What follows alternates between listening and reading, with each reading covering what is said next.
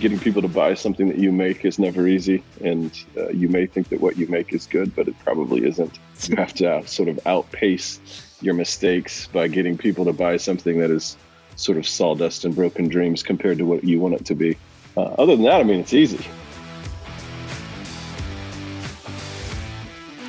Hey there, friend. This is Stephanie Crevens, and you are listening to the Mid-Level Leaders Hot Mess Hotline, where we bring you into conversations with CEOs so that you can learn to think like an entrepreneur with strategy, with focus, with innovation.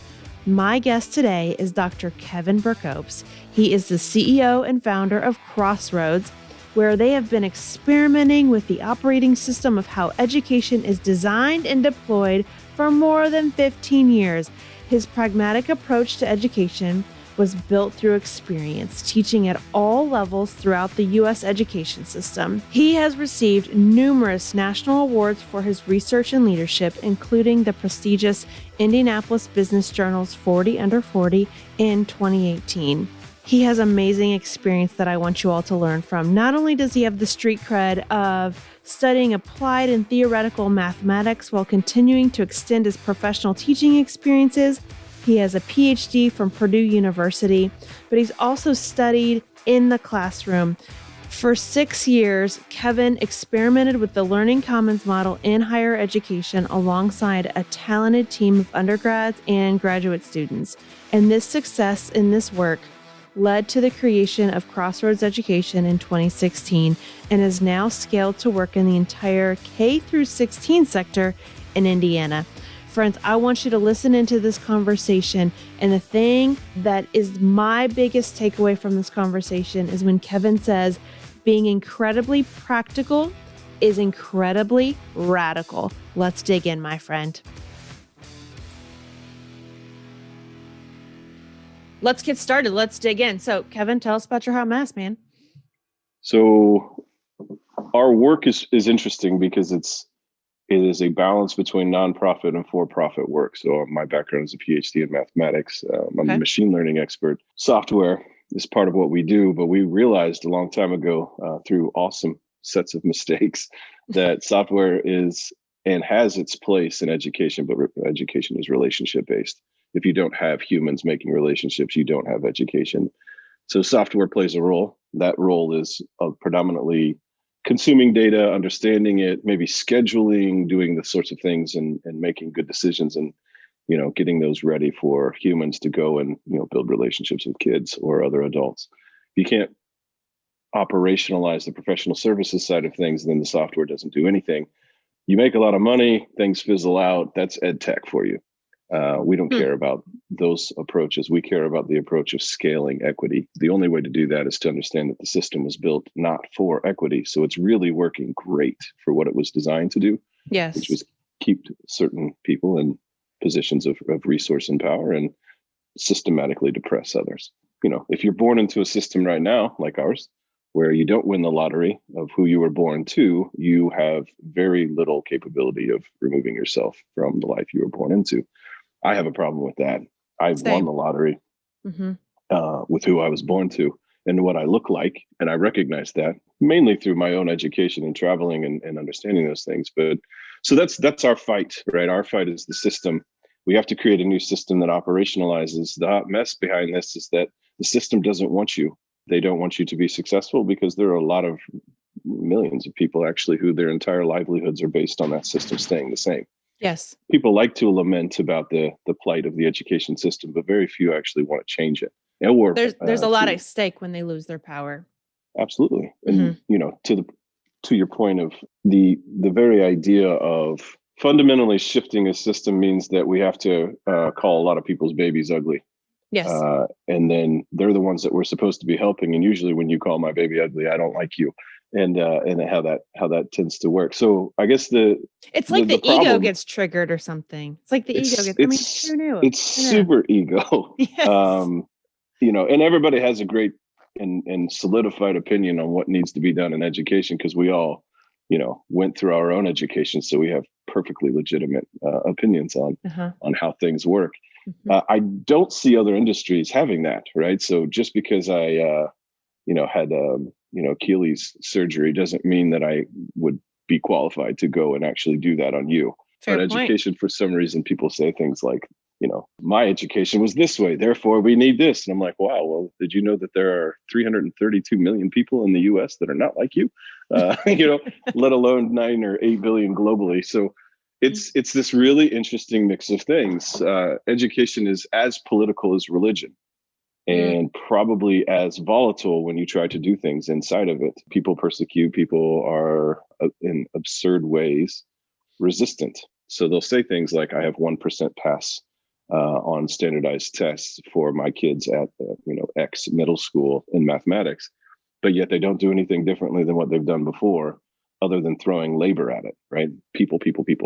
So COVID brought something interesting. One, it maybe jarred the standard operating system for people to understand that school is the largest healthcare program in the world. It's the largest childcare program in the world. And it's also the largest food program in the world. Yes. People don't talk that way. They talk about reading, writing, and arithmetic. No, this is parenting. School is about parenting in partnership with whatever the actual parents look like. And if we don't talk that way, we're never going to get anything accomplished in society to get us past the lottery of getting born into either privilege or not. So if we can parent in a particular way, then we know what it's like to raise thriving, healthy kids. And it surely is not sitting in classes getting talked at daily. Lecture never worked for anyone, and it doesn't build relationships. It certainly doesn't help us parent students. And it doesn't also help us do anything in terms of trauma-informed care. Lots of kids are getting all sorts of trauma heaped on them from a very young age. Even great parents who really work hard are, in fact, producing some sort of micro trauma for their kids. And great people who also are well adapted, and for whatever reason, their relationship didn't work out and a divorce happened. Trauma, right? These are intelligent people. Can you imagine what the alternatives are and the things that you would see if you work in public schools? Yeah, you're just touching my heart. I mean, I live in a neighborhood on the Near East Side of Indianapolis, and when we moved in, the public school was failing by all accounts. It had a takeover. And so the only options for people that knew how to exercise their choices were to go outside of our neighborhood. And now our neighborhood is gentrifying. Yeah, the equity piece is just huge. And you see the kids whose parents don't have the resources to choose are stuck with what they got. And that should be absolutely unacceptable. It should. And it is true that resource, both you choose to live in particular neighborhoods, resource follows, the schools will improve. And the reason that they will improve is complex. Not only do you have more stable, high-resourced families, which the kids are raised in environments that have less trauma. Therefore, when they go to school, the school involves less trauma. Right. A less trauma-filled school is always more productive. It doesn't matter what the kids look like in terms of race or anything else. If there is a lower level of trauma in the upbringing of these children in mass, the school is going to be better. The opportunities are going to be easier. They'll be easier to manage. But that changes jack squat for the little boy who has brown skin and mom works at a diner for tips. You got it. Like, that does nothing for that poor child. So he didn't win the lottery. No, he did not.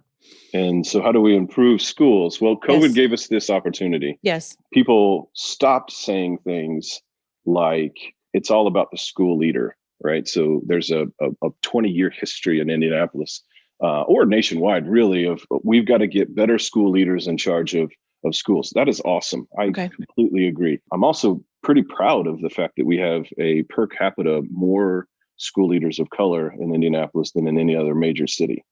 The Mind Trust and some of these other organizations made that happen.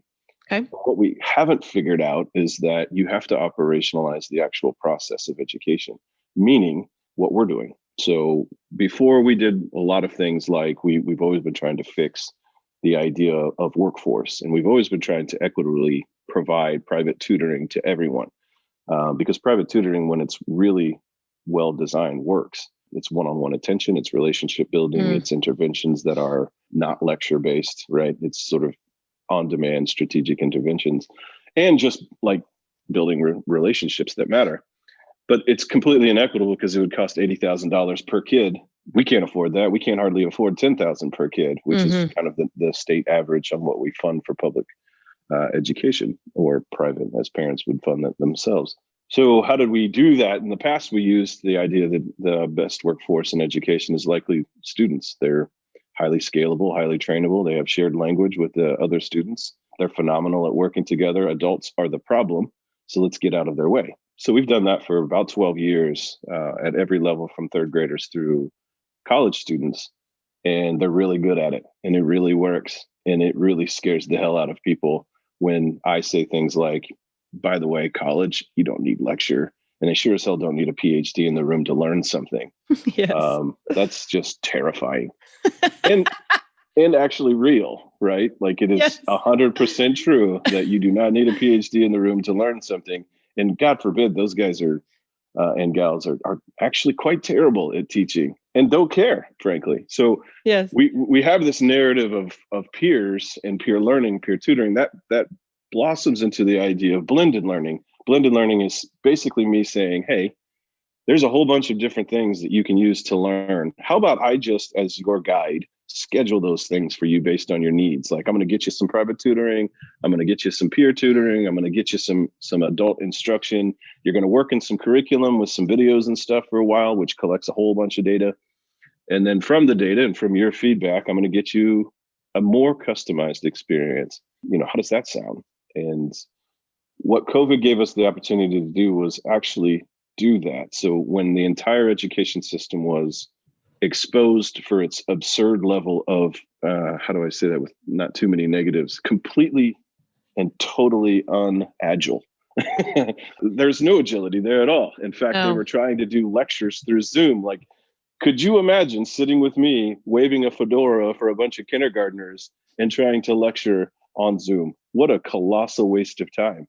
Yes. Well, and not only that, you said what COVID revealed for us was that lectures, clearly didn't work, but it also helped other people see the burden that we place on the school system. That is not about the butt in that desk chair. It's about something much deeper, more impactful, and probably more important on a child's life, especially especially those with trauma at home, parents that lack resources in multiple areas of their life, kids that lack resources.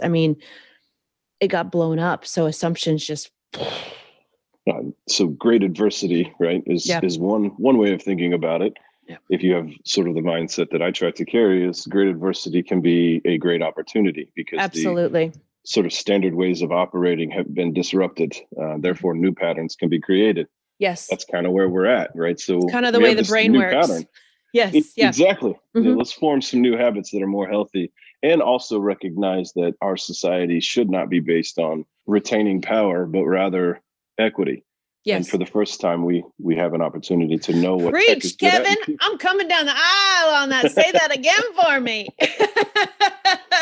We really have this opportunity, don't we? We have the high tech capability of delivering, almost any type of instruction, almost anywhere. And the things we're working on are a part of this, right? So what if you wanted to be a classroom teacher, but you don't want to run a middle school in Gary, Indiana? Well, cool. I think you could plug into multiple classrooms with your expertise and teach all over the country in small snippets. Mm-hmm. And that's really all the kids need. You don't need to be in Gary managing that crew. There could be people in Gary that are and this is one of our departments that we run as a service is in Gary, because of COVID's disruption, we actually have launched and have now been running for close to a year mathematics departments for schools in partnership with them. So they outsource the entire thing as a service. My team comes in and deploys a program that's the best math department on the market. And we do this to blended learning, where we bring in people that basically you could be sitting on a beach in West Virginia and you could be teaching kids in Gary. The idea that we have a crisis of shortage of people that can teach math is ridiculous. There's people everywhere. We just don't give them the opportunity to actually use that expertise. And we really don't need them to sit up front and pontificate for 55 minutes at a time. Like, whoever thought that worked? Because it doesn't. It actually is where fun goes to die. And if we're going to have, if we're going to just have kids from 5 to 18 and we're going to put them in an environment where fun dies every day. And then we wonder why we graduate them and they can't think, they're not autonomous, they're not lustful for a joyful life. Like, what the hell? We're getting what we deserve. Yeah. Amen. Well, I guess the hot mess is, how do you manage this, right? So we have COVID. We had launched this thing that I think is incredibly practical, but is looked upon as incredibly radical. Now we've scaled it across Indiana, and it is really working. Like, we have schools that are in low resource communities where their math department is keeping pace with the best schools in the state, which means the same math department that I would deploy in Zionsville is the exact same one that I would put in Fort Wayne or Gary or Far East Indianapolis or Hawville, where my companies are located in Indianapolis. In fact, we are doing that. So how do we rectify that something is incredibly successful with the fact that we are being absurdly persecuted for that success? And only in human systems like government, education, religion, are wildly successful operations persecuted or tried to die, kill, whatever language you want to use there. And so how do you balance that, right? Society wants this. They want us to be successful, but the threat of success gives a natural kind of set of fear. Once fear sets in, logic is no longer available. So it's an interesting problem to solve. So talk to me. What does persecution look like to the business? Make that real for us. So you would get, you'd have a conversation with a school who has a pain, right? The pain is they can't hire math teachers. They've never been able to. The math teachers leave by October. The turnover rate is more than 50% every single year. They know this pain, and they suffer from a mentality of, well, next year will be better. Okay. If we just source more candidates, we'll find the right one that can stick around. You're right. I just need that unicorn. Yes. Because unicorns are like everywhere. And unicorns don't want to leave you when you overwork them and underpay them because they're unicorns. And traumatize them in the process. But yeah, okay. Which we do to teachers every day. We actually did a quick aside on that. We ran a research study and we figured out that what we ask classroom teachers to do is about 120 hours a week of actual work. So we ask them to work 3 full-time jobs, pay them kind of for one 8-month contract, and then wonder why the hell they're pissed all the time. So when we did that research, what we figured out is who we should focus on with our work for the math department as a service, which is called XR Math. Okay. We have XR CS, we have XR Reading now that we've launched and are scaling across Indiana. What we focus on is, how do we make the teacher as happy as possible? If I can get really happy teachers, like, these people are the really wonderful humans in our society, right? And we've actually beat the hell out of them. A lot of them are in other industries now, and they want to go back, but they don't want to get beat up again. And so if I can remove all the things that are a burden to her, right? Nobody needs to grade papers, give quizzes, like, why the hell do we do that? We have How many times has homework been proven not to work, by the way? And yet we enough. Sorry, that's my own. Yeah. You're right. So practice is important, but we can do practice in other ways. We don't need the classroom teacher to be sitting at her house with, a glass of Merlot grading people's papers subjectively while her kids or spouse or whatever are running around. Like, none of that's useful. It's definitely not great for data. It's definitely not good on the teacher, because her job should be loving kids and helping in one way, shape, or form, decrease the burden of parenting on the rest of the ecosystem that surrounds that kid. Yes. Right. So back to the persecution, because I want people to understand what this feels like, what this tension feels like, because then it's going to speak to the resilience that's needed to get through the hard times. So persecution. So you said meetings with principals that are coming in with a mindset of, we just got to hire a unicorn. What else? What else does that pressure feel like on you, your staff, your organization? So I have a really talented team who are donated basically time, effort, energy, but also their lives to. I said donated. It should be they've dedicated themselves to this. I'm sure they've donated some too. They have.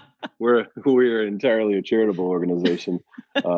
These talented people have definitely worked harder than I would say other groups would ask them to do. The persecution is this: we've created something through sheer will that really works. It really works. We have an entire math department in Gary, Indiana, that are all African American men.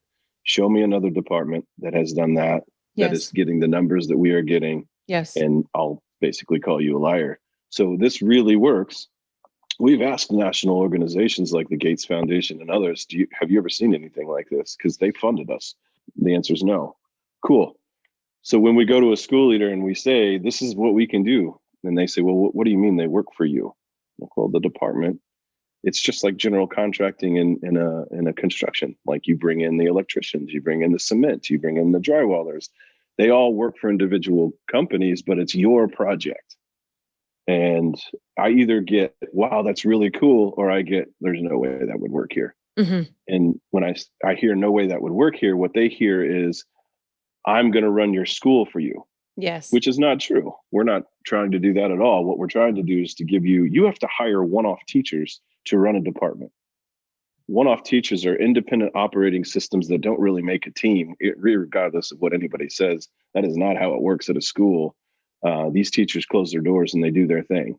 We're a team. We work together and we service the entire student population for exactly what they need, in that process. And we do that within the culture of the school, which when a principal hears, you never have to hire a math teacher again, the first thing they say is, oh, thank God. Because, these math people, they're shit to be around. You're like, I know, I used to be one. I'm a math person. That sucks. But I get you, right? And then they say these absurd things like, well, I don't, this is probably not for me. I feel like I would lose my school. I'm like, you've already lost your school. Mm-hmm. Your rates of passing tests, which I don't care about tests, but we're accountable to them as a system until policy shifts otherwise. You have 1%, one kid. If I lined up 100, one of them would be able to step forward and have a success. You told 99 kids they were a failure. That's not a team. That's not success. That's not your school. Mm-hmm. That is a failure of epic proportion. And it's happening in every single school in low resource communities. I mean, and then the principals are fighting this Herculean battle. Like they just don't have a team. Mm-hmm. They cannot create the team that they need. So, kind of circling back to what I said before, I'm proud that we have these leaders in place in these schools. That's awesome. You can't be a great coach on a team that has no players, right? So who they can hire and piece together that doesn't leave them never makes a solid team for them. What we're trying to do is attack that. And we're not anti-teacher. Hell, we hire teachers, right? Mm-hmm. And we pay them well to execute a job that makes them really happy. Does that sound like anti-teacher? Like, we love them. We're not anti-union. We love people organizing and trying to get a better life. By the way, that's what we built. We want teachers to be happy. But people say things like, well, you're a for-profit company. Yes, my company I created is a for-profit company. We have a nonprofit foundation. You know what the nonprofit does? It raises money to seed grants into schools so that we pay for half of an operation, just to let you get out of your own way and consider risk or help you manage risk. Mm-hmm. So our foundation has always raised money to basically seed innovation in schools, because the answer no is so simple to say. But if I'm like, well, check it out, I can seed this a little bit. We can pay for half of this program. Just give it a shot, because once you see it in operations, you're not going to want to go back. We get pretty sticky pretty quick. But we are for profit. We have to be agile. We have to be and respond to the pains of our clients. We have to continue to make our product move better. We have to scale it. We have to grow. We have to hire awesome people and operationalize what they do. Nonprofits that get grants to go do professional development or something like that, they don't have to be agile for anything. Mm-hmm. They have to go and deploy what they wrote a grant for 2 years ago. That's right. That is a complete lack of agility, and there is no way that scales or impacts education the way that we want. Mm-hmm. There's 57 million kids in the U.S. education system right now. That nonprofit mentality of do a thing and get funded to do a thing, that's never going to work. It hasn't worked. Yeah. We've spent billions of dollars trying to professionally develop ourselves out of this. Yeah. Now, everything I just said just pissed off about 400 people. So I want to add a layer to that, because as a person who started out with a master's degree in nonprofit management, wanted to dedicate my career to that, I can tell folks from experience, there's a lot of lack of accountability in the nonprofit world that on the for-profit side, you have to have, because you have to have cash to keep going. That's right. And you have to do things that people want. On the nonprofit side, that's not always true. You have to do things that funders want. You can measure outcomes in a variety of ways to make them look good. I mean, the last grant I ever managed for a nonprofit made me want to throw that piece of paper across the room. I got chewed out by this grant officer. I had an intern make me spend 3 extra hours of work because she had one question. I was like, how is this helping anybody? This is bullshit. It's not. And I actually, not to minimize the whole system, but there's lots of experiences like that.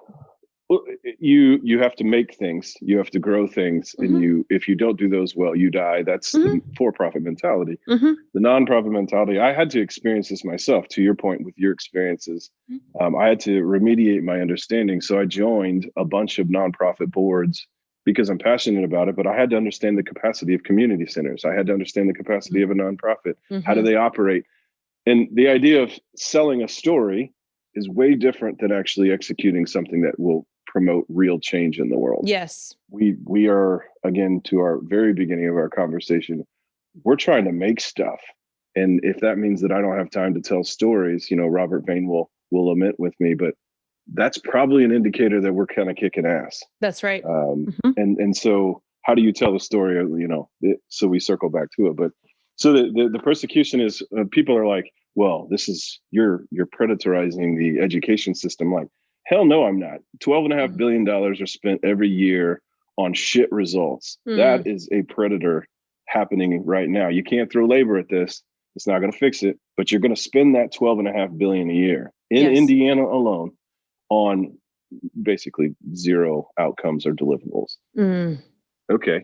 So when I go in and I have monthly deliverables where we're showing that kids can actually do complex mathematics way better than they were previously, that's being a predator.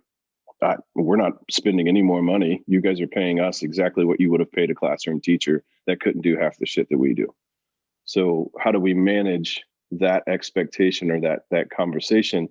How do you remediate those things? What, you want to define hot mess. We're getting defined by our success or persecuted by our success. And the bigger we get and the more success we have, the more a certain population of people hate us. Of course. Because it's like, well, geez, these guys have made millions of dollars off of kids. I'm like, that's stupid. That's not what we're doing at all. In fact, we're driving great value. I was gonna say, I love that fits into a Facebook post. Let's dig into that a little bit and see what's going on. Lots of people make millions of dollars off of kids. Let's check that. Oh man. I mean, you're throwing the gauntlet down on a very serious problem. I love this. This season of the Hot Mess Hotline is brought to you by my Hot Mess Quiz. One of the common lessons that my clients learn during coaching is how to really evaluate a problem, dissect it for clarity, and then take action on the tasks that really move the needle. The Hot Mess Quiz can bring you that focus too. As a leader, your work life is full of, well, work. But according to Pareto, 80% of that work isn't even impactful. If you need to create growth and change, you need to focus in on what truly matters and what will drive new results. Take the Hot Mess Quiz by clicking on the link below, which is stephaniecrevens.com/Hot Mess Quiz. Just like this podcast promised, and this is in the real world too, what happens when people stop being polite and start getting real? That's what you're going to get in this report. It's going to be tailored to your business hot mess to tell you exactly where to focus your efforts first, and then how to bring your team along to get the change that you need to create. Go to stephaniecrevens.com/Hot Mess Quiz. Don't wait another minute to start becoming the pro troublemaker you've always wanted to be. Talk to me about how you, as the CEO, the leader of this cause that's bringing equity to communities across Indiana and in the world. How do you stay centered? Maybe level-headed isn't, I'm not going to ask you to be level-headed, but how do you stay centered, focused on what's really important when the labels get thrown at you because you're challenging the status quo? I've experienced the same thing. I mean, there is a violent verbal backlash that happens when you touch people's egos in just the right spot. Absolutely. It is. I had my own zombie moment. I remember I questioned an executive director when I was on staff. And I remember I call it the zombie moment because all 6 faces in the room turned to look at me like, did you just fucking say that? And I was like, Yes. and I'm out. I'm out. This is not my place to make a difference. I am out. Yes. So yes. for Toe the you, line, right? Kevin, yeah. Oh, I don't toe no lines. That's why I'm a coach. But how do you stay focused, centered on who you are as a person, what the business is here to do when that stuff comes raining down? So I think you have to understand what the job of a CEO is. Okay. So in my opinion, I'm here to make teams. So yes, I brought ideas and vision to this space, but if I don't have a team wrapped around me that is highly capable and equally motivated to do this work, then we get nowhere, right? We don't get operations. Ideas are not businesses. Ideas are things that need to be beat up by really smart people to get them into a product that you can then sell and scale.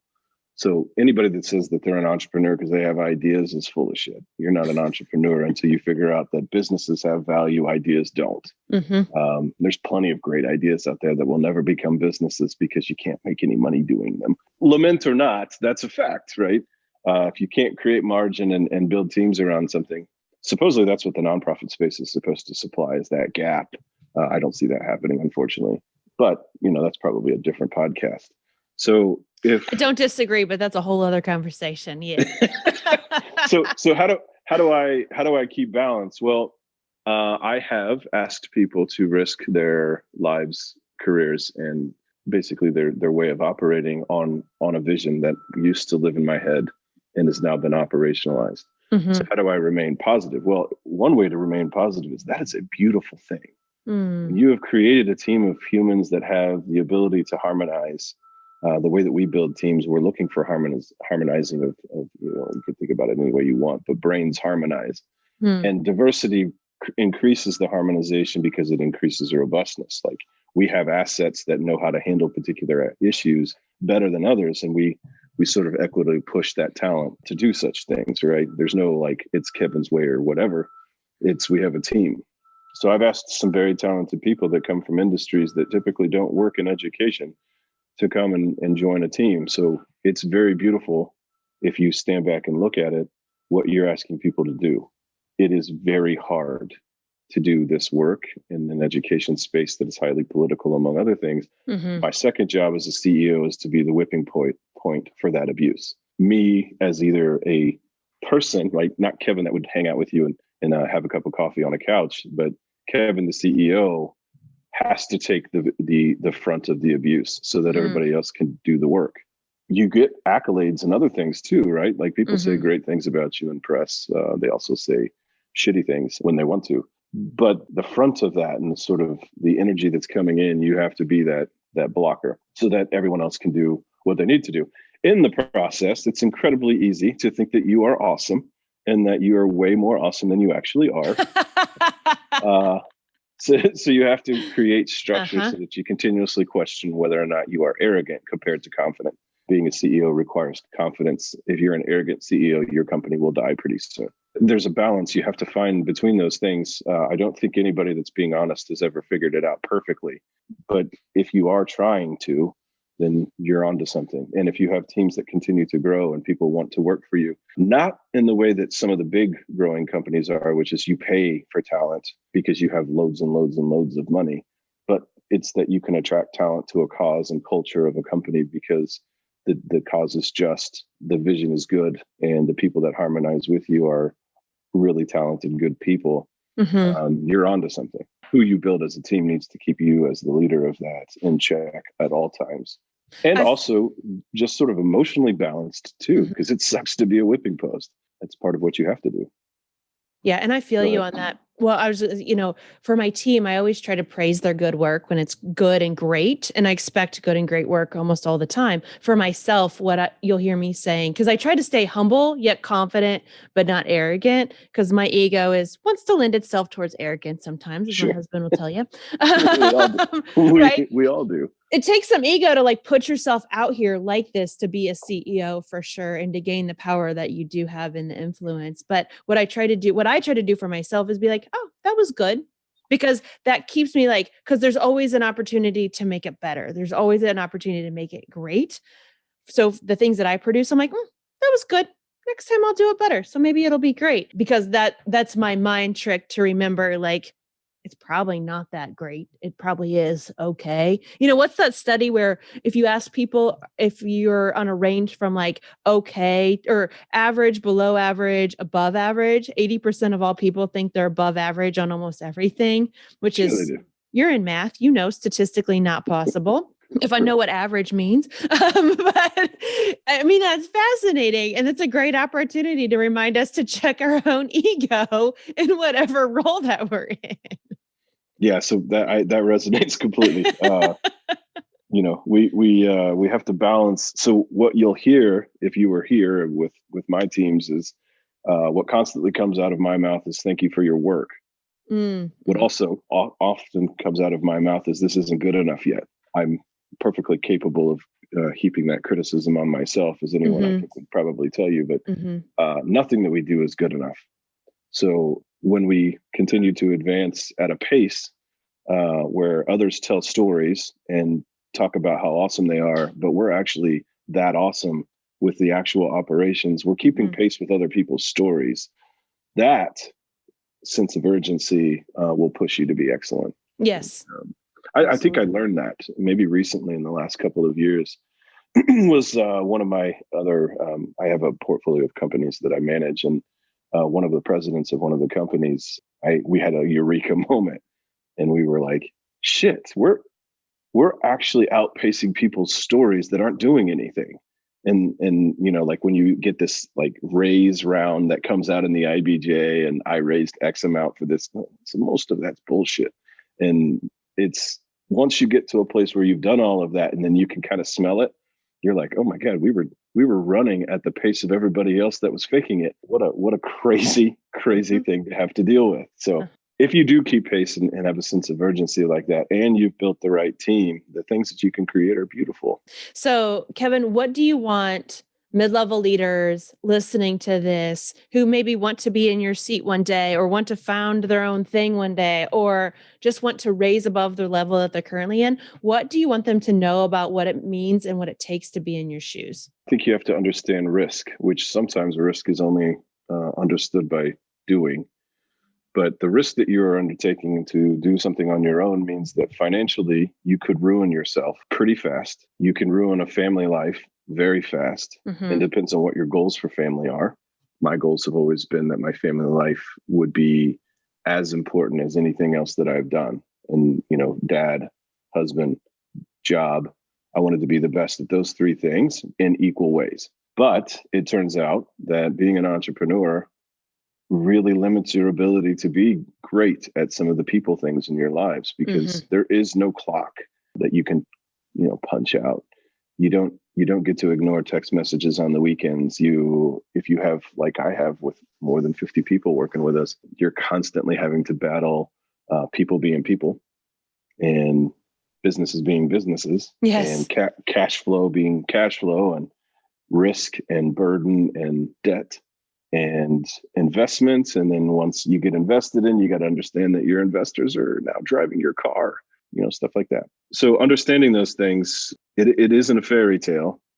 It isn't all pleasant by any stretch. It is beautiful if you think and see beauty the way that I do. Humans working on something together, is simple. I'm the type of person, for example, that if you were to go to a Colts game, pre-COVID, and everybody cheers at the same time, like parts of my body melt, because that's all humans on a same wavelength. Me Like too. that is just the coolest thing. Yes. If you see that beauty, then being an entrepreneur is beautiful. Yeah. If you can't manage risk and the type of risk that would typically crush normal people, it is not for you. And no matter how good of an idea you think you have that's going to make you a billionaire, it's going to take you 6 years just to make money, unless you're just incredibly unicorn fortunate, which happens once in 100 million, times. Yes. So those things are really important for people to understand. It takes a level of perseverance and relentlessness that is not for the faint of heart. That's right. Yes. Getting said no to is a not yet thing. And if you can't transfer that language to no is not yet, then you don't need to be an entrepreneur, because you're going to get said no to thousands of times. And it's likely true as you age with this expertise that there's a good reason you're being said no to, because your stuff is shit. It wasn't that good. You thought it was good because you're a delusional entrepreneur, which you have to be, but it isn't. And someday it will be good, but you've got to outpace the crappy product stuff, which inevitably the mistakes you have to make, right? I always pitch a product or a program at least 4 times, 5 times before I actually get someone to buy a version of what my idea was 5 proposals ago. So like the first time I've gotten to the point, I'm like, oh, this is the first time I get to pitch this idea. I hope they say no, because then I get to do it again. And then I'll figure out what I'm actually fucking doing here. Yeah. Well, that's why your slide deck changes, because you don't have the language yet until somebody says no to you. You're like, oh, that was like, this isn't for me. And I'm like, well, it should be for you. So tell me more. What?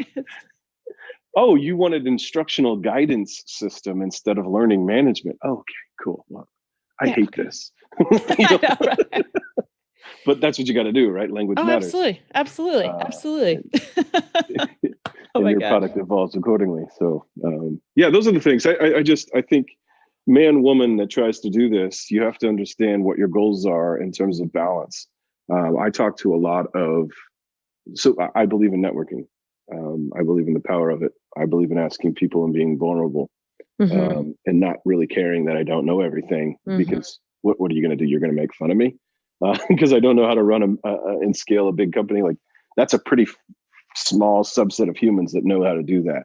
So being vulnerable and asking questions, what I learned over the years was I asked a lot of men, can you balance being an entrepreneur with being a good family person?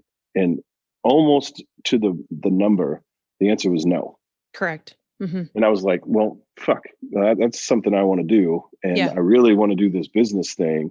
So I'm going to prove that I can do it. And I think the resounding results is that you can do some of it, right? You can still be a tremendous dad and probably a tremendous husband. I won't claim that I've ever achieved that level of stardom in my relationships. That's the next episode with your family. Let's see what they say. Right. But you can work really hard at it as in partnership and concert with, but you have to give everything to being an entrepreneur, or you will not be successful, and you could bankrupt yourself, your family, and people that you care about that gave you friends, family, and fools money to go do your thing. So you have to really know that and own it. Yeah. And if you're wildly successful, you build a complete wealth, but you might be living in the house by yourself. Is that cool? That you have to understand that that's part of the risk that you're taking as well. Yeah. I met an entrepreneur who is a former husband and a current dad. And he was saying he had to give it all for this tech company. He made some deals with his now ex-wife to make that happen. And I talked to him after he was giving this presentation about it. So his company sold to Exact Target sold to Salesforce, which is, Indiana legend around here. And, that is an amazing feat. I don't want to undermine that. And when I asked him, I was like, how does your wife feel about your lifestyle now? He's like, oh, we got divorced. I was like, did you win? Like, did you win, man? And I'm going to say no on my end.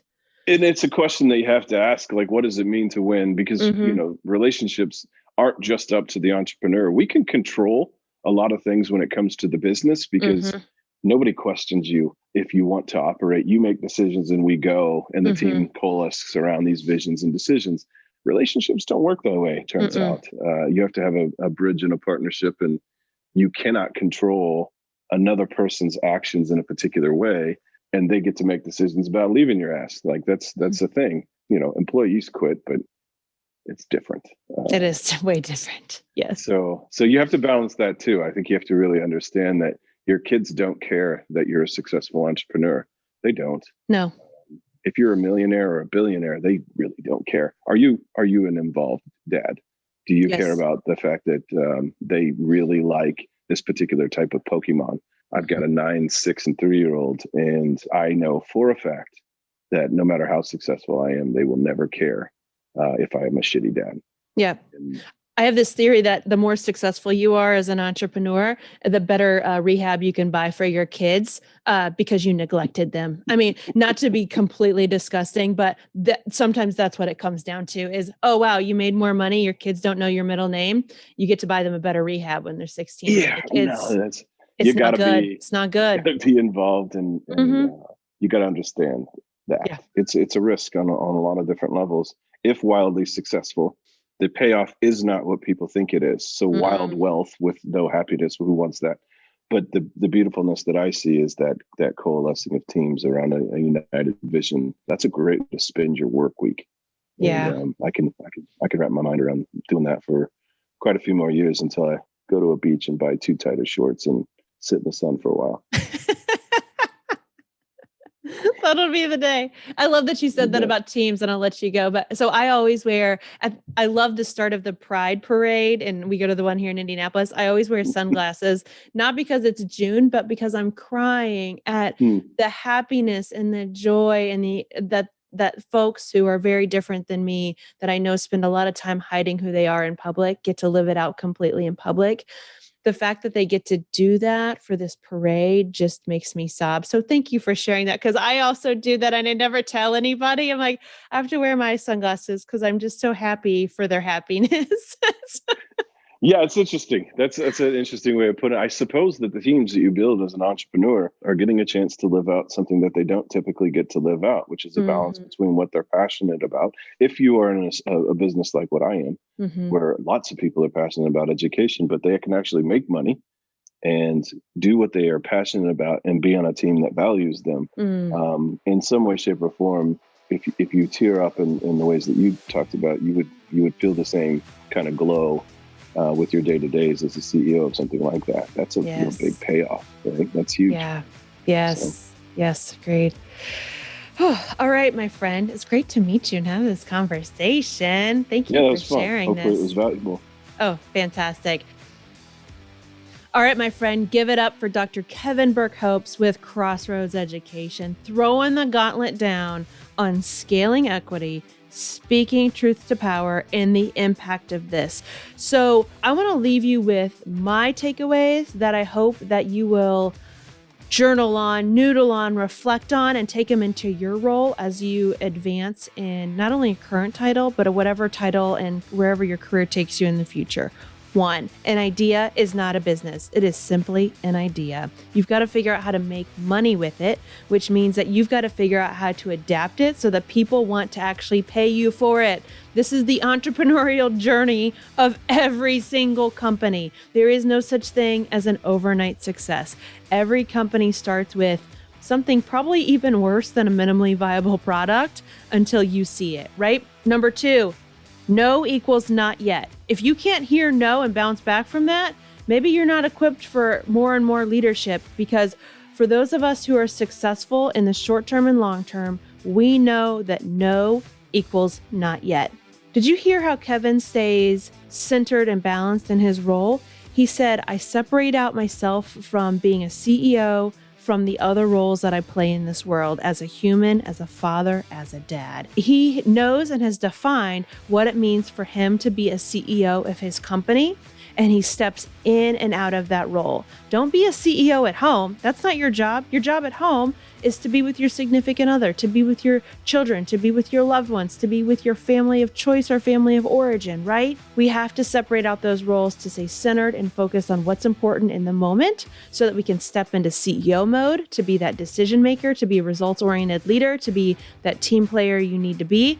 And then you step out of it when it's applicable, when it's the important and right thing to do. The next one was diversity increases robustness. Friends, the data and the science already shows this. Kevin is proving it at Crossroads, but a diverse perspective increases the robustness, the strength, the resiliency of a company because of the different perspectives, the different trains of thoughts, the different ways of accomplishing the same work. So remember, diversity increases robustness. All right, my friend, now let's be a pro troublemaker that gets off the internet, gets the real work done, and I'll see you next time.